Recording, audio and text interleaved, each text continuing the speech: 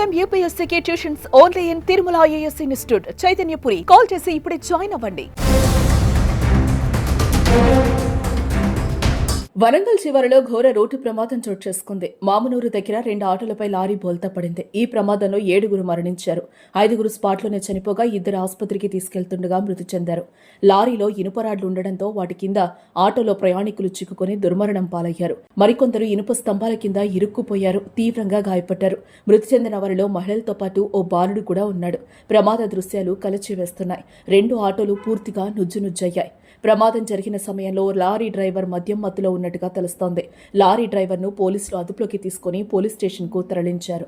ఈ ప్రమాదంతో వరంగల్ ఖమ్మం జాతీయ రహదారిపై రోడ్డుకి ఇరువైపులా కిలోమీటర్ మేర ట్రాఫిక్ జామ్ అయింది. పోలీసులు, స్థానికులు సహాయక చర్యలు చేపట్టారు. రోడ్డుపై పడ్డ రైలు పట్టాలను పోలీసులు తొలగిస్తున్నారు. మృతులంతా కూలి పనులు చేసుకునేవాళ్లుగా పోలీసులు చెప్తున్నారు. కొన్ని మృతదేహాలు ఛిద్రం కావడంతో వారిని గుర్తుపట్టడం కష్టంగా మారింది.